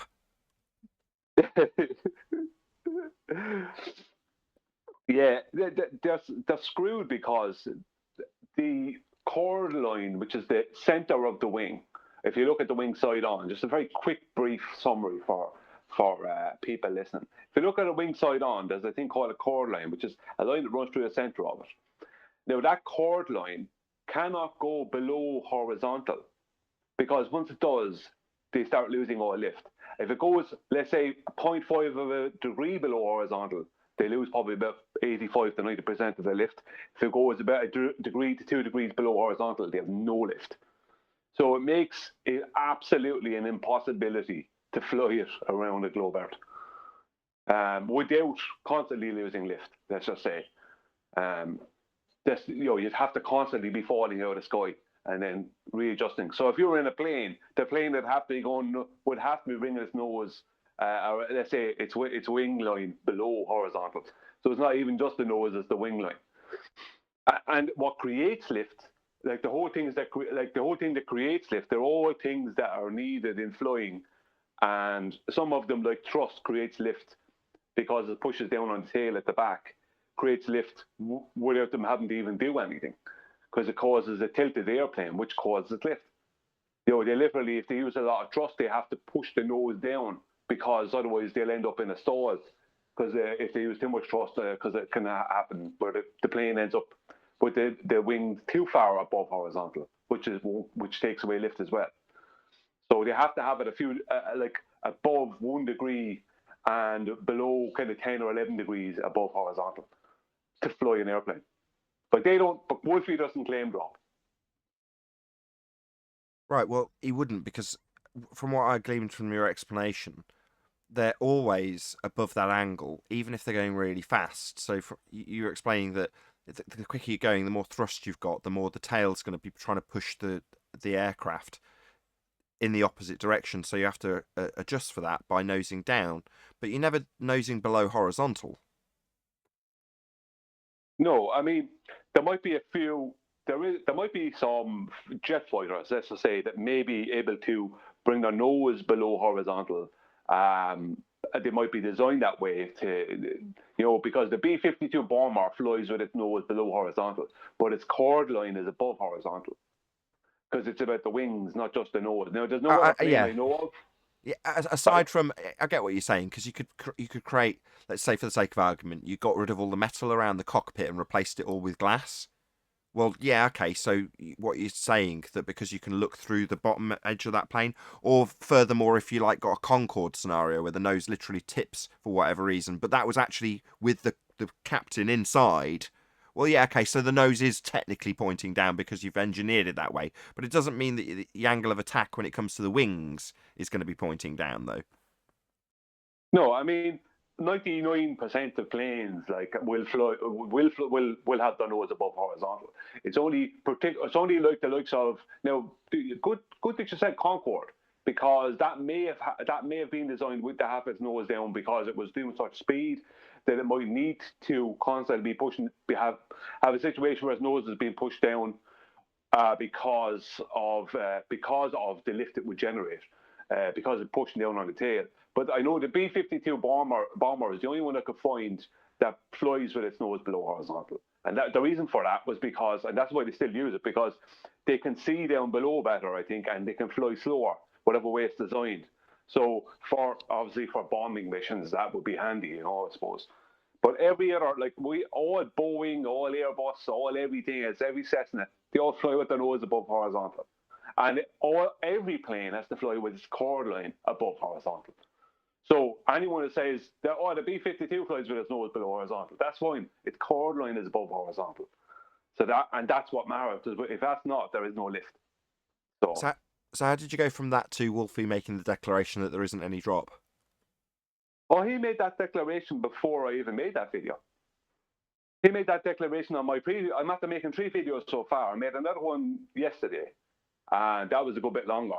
And he made that declaration. Drop? Yeah. What? In the comments. That's what he's claiming now. Oh. It's a straw man. I'm straw manning him with drop. Oh, the drop is a straw man.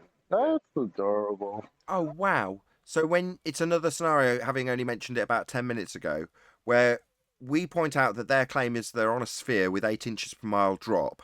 In other words, Earth is spherical and dropping away from your vantage point no matter where you are. But yet when you point out that planes don't have to deal with it, in fact, it actually violates the aerodynamic properties of nearly all planes if you exclude just the nose in terms of where it's pointing. The chord line's always above horizontal. So therefore, when you point that out to a globe believer, they tell you that the claim they make that Earth is dropping away at 8 inches per mile squared is a straw man claim. Next, he'll be asking you to cite where they claim they have drop, right? Yeah, that's what's coming next. And wow. as I say, look, 99% of all aircraft will have the nose above horizontal. It's only the B-52 is the only one I could find, and that's made in that way for that specific reason. The Concorde maybe might have been done the same. I don't know, but that's not necessarily I could find that does that. Gliders do because of the way their wings are positioned as well. But they have lift. You have to have your chord line above horizontal. So it doesn't really. So anyone who makes the argument, oh, the nose in this plane is below, that's a nonsense argument anyway, because what about these other ones that fly with the nose above? So but the ballers, they come up with that nonsense. But yeah, it's a straw man. It's a straw man that does drop. That I'm claiming that he claims does drop. I love it. I absolutely love it. So do I. Fantastic. What other straw mans you guys got that you guys claim? Or Geometric Horizon's a straw man. Geometric Horizon, Earth, a sphere, radius 3959. That's a straw man, apparently. Yeah, that is. Poor guys. Basically, their claim that the Earth is a sphere is so preposterous that when we parrot it back to them, they tell us that that's a straw man. Exactly.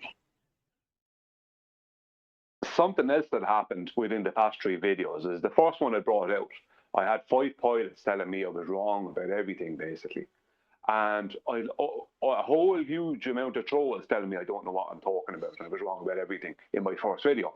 Now, things in my first video, anyone who was a pilot should have stopped and listened to what I was saying and thought about it, but they didn't. I was told that lift has nothing to do with entropy, right? Like Bernoulli's principle is faster moving air going over the top of the wing causes a low pressure, and a slower moving air going underneath the wing, which causes a high pressure. So high pressure wants to go to low, and that causes lift. I was told, right? I said that's due to entropy, right? An increase in entropy, right? You could say, or a change in entropy, right? That's what it is, right? I don't think I'm incorrect in any way in saying that. No, you're not. I was told I was 100% wrong. High pressure to low pressure. There you go. That's entropy increase. Yes, you're correct. Yeah, I mean, that's part of the description of one of the main parts of the description of the second law of thermodynamics. And Bernoulli's principle, when I was reading about it, does equate to the first law of thermodynamics in some way. You know, I'm not an expert on those three laws. I just know the basics of them, and I know what entropy is from seeing it my whole life, or experiencing it, I should say. Sorry, my whole life. But the thing about it is I was told I was wrong about that. I was told when I said that lift causes the nose of the plane to tilt up, I was told I was totally wrong. This is by pilots. And I had to point out in my past 2 videos that the pressure starts about what's called the center of pressure, which would be where the high pressure would be at its most concentrated and where it starts, is 1/4 way back from the leading edge of the wing, which causes a tilt up of the nose because it's pushing up on the front of the wing, right? Which causes the wing to tilt, which will cause the rest of the plane to tilt, right? And I stated this, and it was so, and no one's coming back to say to jump on that, say you're totally wrong, because they can't. Because I mean, pilots, like if you're pilots, how come you didn't think about that? Like, why would you not think of that? Why would you tell me I'm wrong? And that's what happens. So they've gone quiet on that point. You know, so there's several things I said, and I was told it was totally wrong. One of the pilots was a flat earther. I'm not going to mention his name, and he gave me a hard time on Skype and told me I was stupid and everything else. I mean, where are they now? But yeah, a lot of things I said in the first video that wasn't understood, and bit by bit I'm explaining them. But I shouldn't have to explain these things to pilots. I wonder who that could be. We won't mention any names. But we all know who it is. It doesn't matter. It makes no difference. Thank you, Brian.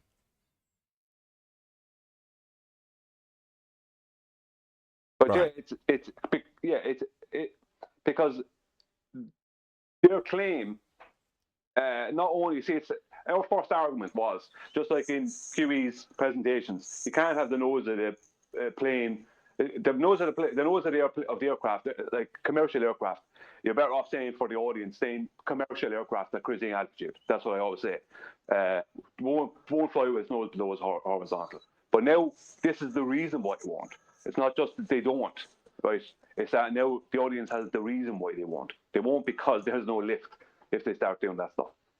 Why is it? Now I've took up enough of the show. No. I want you to comment on something. Why is it, as you're talking about this the last few days, I'm thinking of all the times I stuck my hand out the window driving a car and manipulating the wind by just adjusting my hand in a prone flat position and experiencing lift and experiencing when I go to, in this sense, lean forward or nose down, so to speak, then my hand totally dives. But you can just drive a car and stick your hand out and understand what Brian is saying.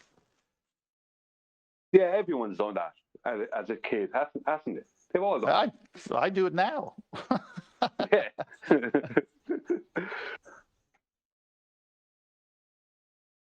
Yeah. It's never. I mean, I don't know where they're going to go with this one. I mean, all they can do is tell me I'm totally wrong and misrepresent me. Because I'm not even replying to comments. Only the good comments. I'm not replying. You know where they're going to go. You know where they're going to go. They're going to ask you, show us a citation that we have dropped on this ball that we're supposed to live on and have dropped. It's already happened. That's what's happened. That's exactly what has happened. We don't claim drop, it's a straw man. So your claim that we have drop on the globe is actually our flat earth claim that you have drop on a globe, and it's a straw man because you don't claim you have drop on a globe. We're misrepresenting your argument and making you defend something that you don't claim. They're saying they don't claim drop. Yeah, they do. A lot of the comments I'm getting are, so should I listen to you or should I listen to a real pilot on how to fly a plane? It's like, so you think you can tell pilots how to fly a plane? Nothing in any of my videos is telling pilots how to fly a plane. Never once did I attempt to try and instruct a pilot on how to fly a plane. Hold on. There's a very distinct. Hello. There's a very distinct difference between how to fly a plane and how to make a plane fly. Those are very different things. So I've experienced this when I was dealing with distributors versus their end users in studios. The studio engineer might be able to make a beautiful sound come out of a black box, and he might be able to explain what he thinks the black box does. Doesn't mean he does. Doesn't mean he doesn't know how to operate it. Doesn't mean he can't operate it better than I can, knowing how the machinery works. But they're two distinctly different things. Being trained on how to make a plane operate isn't how to make a plane fly in the first instance. That's an engineering task, not a pilot's task. Yeah, exactly. And that's all I'm getting off of the trolls. They're trying to just misdirect people. Luckily, there's enough flatter comments in there and positive comments in there on the videos. But that's all they can do. It's a total straw man. You're telling the pilots how to fly a plane. How could I ever tell a pilot how to fly a plane? How stupid would that be? You know. But I can point out how planes fly because that's public knowledge, and anyone can say that. Exactly. Loads of people have got a copy of Windows Flight Simulator.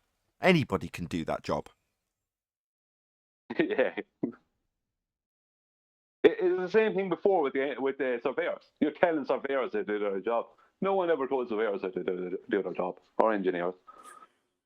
But weren't we talking about that in the pre-show with that Lorenzo's oil and how the doctors were telling him that he was kind of arrogant.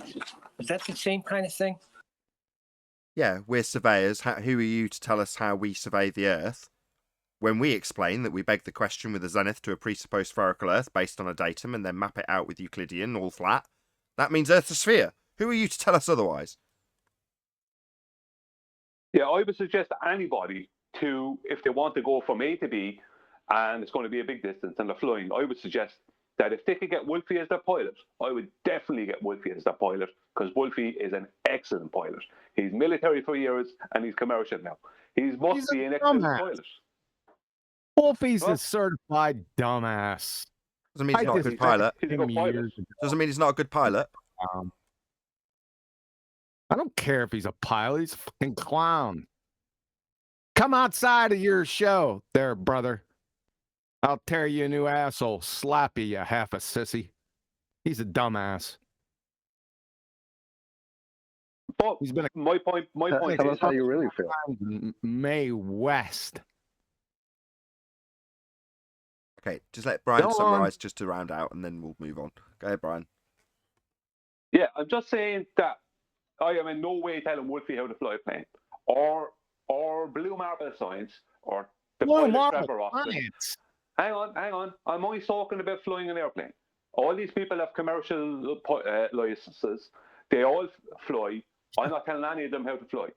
If anyone wants to fly get brought somewhere in an airplane, I would suggest Wolfie as a pilot, because he has to be a good pilot. He's ex-military pilot and he's a commercial pilot. He must be at the top of his game. But if anyone wants to know what the shape of the Earth is, don't ask Wolfie, because he has it wrong. Top of his game. I know ex-military that are not at the top of their damn game. That's bullshit. Get his dumb ass in here and I'll show you. Okay. Go get him. I'm talking about piloting. Look, he's just trying to distinguish between What they do, right? It's the same thing all over again. They use their credentials behind their name to float their fairy tales. That's all they do, right? And I have a special contempt for those types. That's all they're doing. Correct.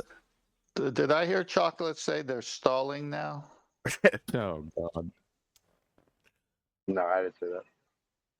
I thought I heard you say that. You're going to hear a prime example of this Monday.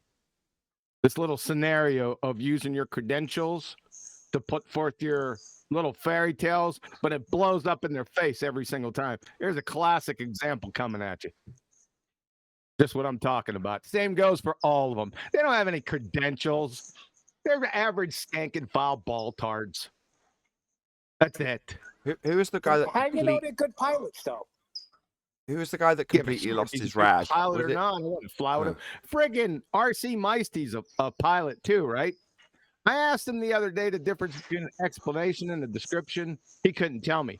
Then I asked him to give me the difference between altitude and elevation. As a pilot, he couldn't fucking tell me.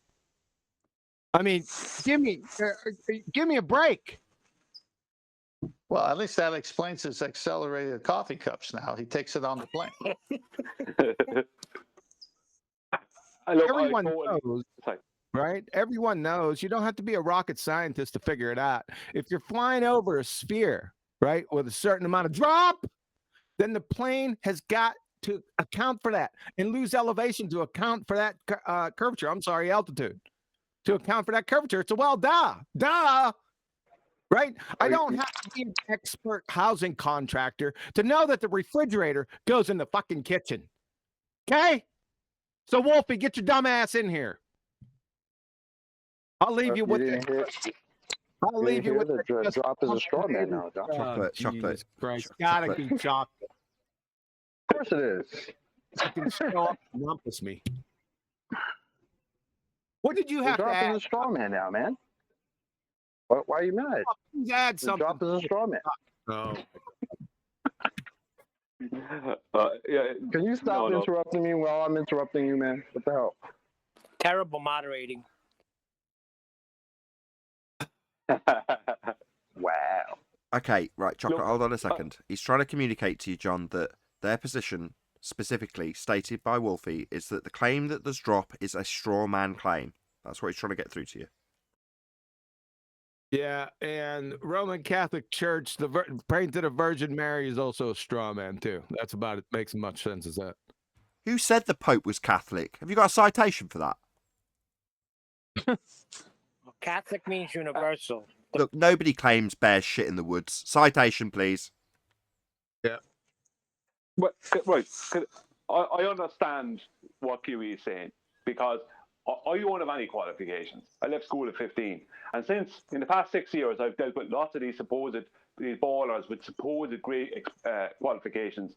And whatever qualifications they had didn't mean anything because they weren't able to figure out simple things. So a lot of people have qualifications and they stand behind them, but they have no brain to go with those qualifications. Or maybe some of them are just lawyers. But all I'm saying is that all I was saying about Wolfie as far as the pilot goes is that, to the best of my knowledge, he's a very adept pilot. Now, if you wanted to know about the shape of the Earth, Hold on, just let him make his point, John. My point is that I'm not trying to tell Wolfie how to fly a plane. Right? I would say he's a good pilot because for as much as I know, he's a good pilot. So I would suggest anyone, you have him as a pilot. He'll get you from A to B successfully. But when it comes to the shape of the Earth and nature of the Earth, I wouldn't ask him any questions because he doesn't know what he's talking about. Yeah. Good. Well, the conversation I was keeping up with, but it just took a real dive in the last few sentences. Well, let me ask you, what's qualifications? Because I know they have schools for plumbing and schools for air conditioning, even schools for flooring. And these got guys coming right out of the school, and you throw them in the work field, and they're lost. They have to ask people that never went to school but have experience of being on the job for 15 years, and we have to teach them. I was about to give that example exactly correct, Neil. How many times has anybody watching or anybody on the panel started a new job, having just done the course, having got the qualification, you start and everyone around you laughs and says, yeah, you can forget all that. No, you need to go out and actually get the experience doing it to appreciate how it's done, not get the theory. Yes, that's my point. And, even the ones that go to school for cooking, baking, they wind up in the kitchen lost. Yeah, so to round out the whole point, it's like, what does your qualification mean? Well, it depends on how educated you are on the subject matter that you're discussing at the moment.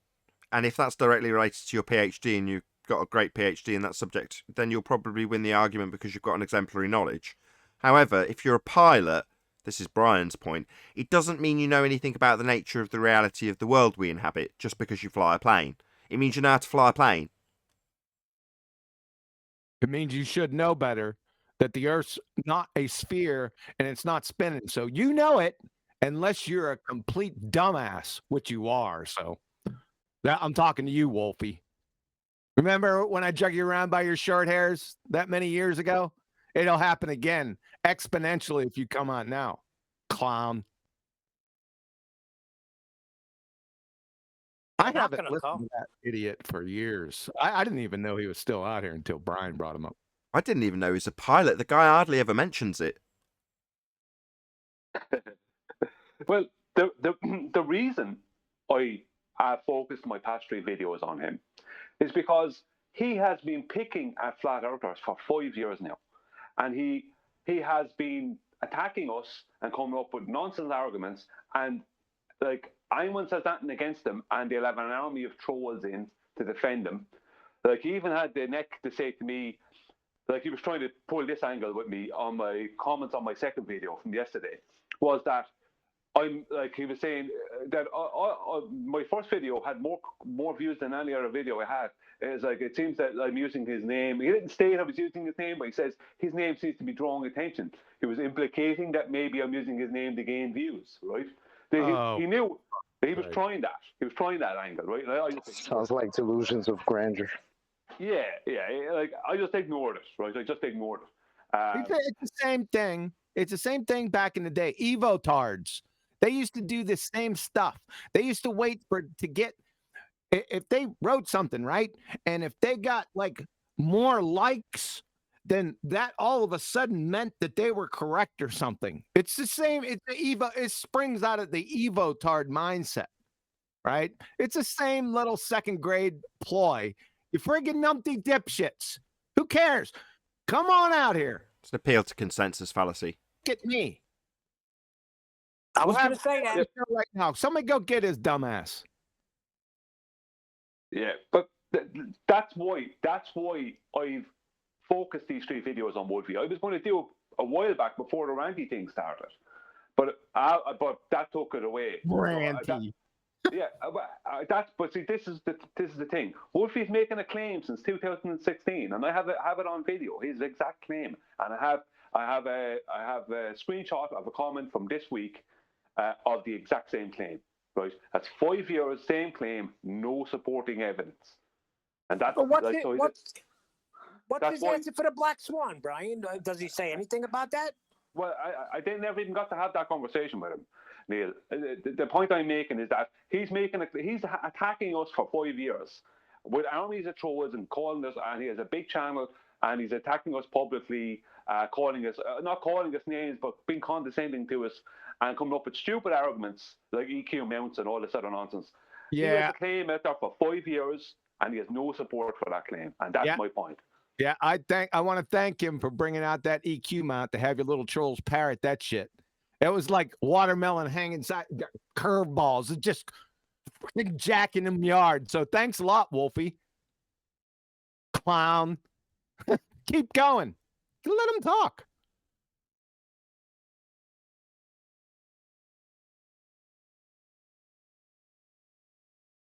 This clown we're talking about, he's never showed up here, right? I don't remember him ever showing up. Nah, I don't recall Wolfie ever. He coming doesn't on, show no. up anywhere. I don't recall Wolfie ever being on this show. No. Wolfie's not anywhere. He doesn't show up anywhere except on his show. I didn't even know he was still out there, like I said. It's like Red's Pretenderic. Where's that clown? Yeah, well, it's kind of like that. Some of these people, they have big channels and a big voice, but they stick to particular places, safety places, kind of thing. That's why I asked everyone to share my second video, and I'd say it's the same for this one, the one I brought out this morning, even more so. Everyone mirror it as much as possible, because that claim, he needs to either concede that he doesn't have evidence or produce the evidence. That's what I'm looking for. Because 5 years, it's a long time to be making a claim and not supporting it, isn't it? Which video specifically? Put a note, because I vaguely remember saying I would and I haven't. In either my personal messages or in what's it called, the war room, and just make it explicitly clear what you want done. Please mirror this video, arrow, link, and I'll do it. Yeah, I will do. Yeah.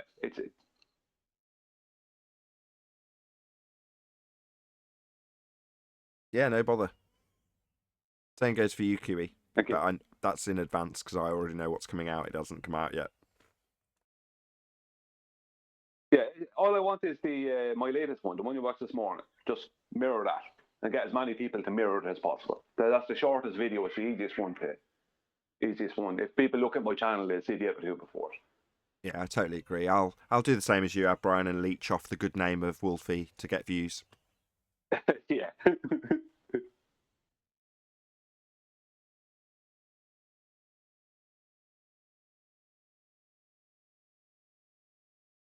Everyone running on empty because it's Friday? No. Over. We just lack water. I was going to say, though, can't they say the same about us, that we're in our little corner? Because we don't come out anywhere. I know you have. I do. I'm all over the place out there. Yeah, no, you do. But they're going to say the same thing for Nathan. Well, he stays here. But see, the difference is this is a debate show. They could come on here with their proofsies and debate it, but they don't. They're not as dumb as they look.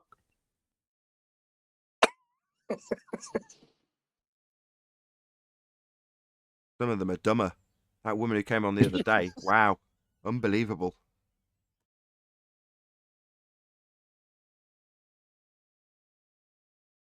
Is it an argument from incredulity to say that something doesn't exist because you've never heard of it? Yes. Unreal. Can't recall that ever happening before. Maybe there has been positionings of an argument from incredulity before through exasperation, but not like the formulation of a main base of an argument. I don't think I've experienced that before. Woohoo! I made it back in time.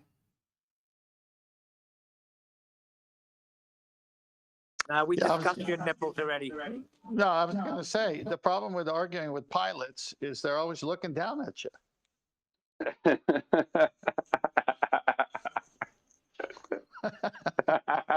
But they're not always looking down their nose at you, or certainly not looking down the nose of your plane.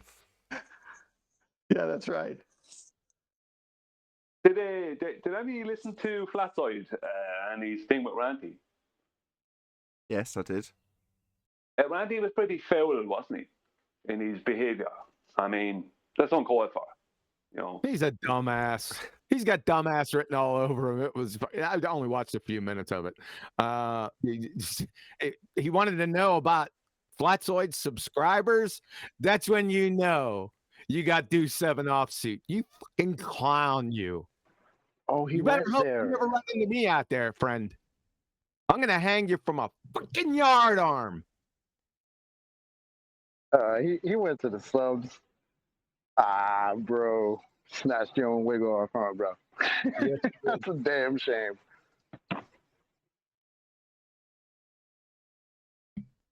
Well, remember, he I wrote thought the book Wilson on was flat supposed to earth debate optics. him. Oh, yeah, of course. You're gonna rue the My- day, friend, I ever catch you out there. You'll rue it. Mark it.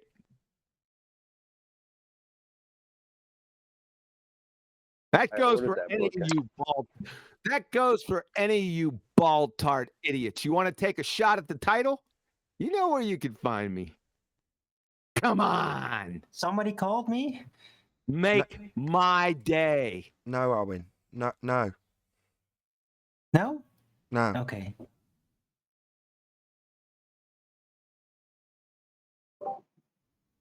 Nipples out. You're getting criticised for having been, or I got criticised for having recommended you only for them to be exposed to your nipples, Arwin. So that's fell on me for shouting you out. What? I'm sorry. Sorry, man. Well, that makes it all okay. Ariel. Hey, let's not make it too rude. With that, though, I'm going to say a huge, massive, enormous thank you to both Discord and G+ panels for making today's after show possible. Of course, a massive thank you to all of you in either Nathan Oakley 1980 or Nathan Oakley premiering streams for hopefully smashing the super chat, liking, commenting, sharing, subscribing, and becoming a Nathan Oakley 1980 channel member.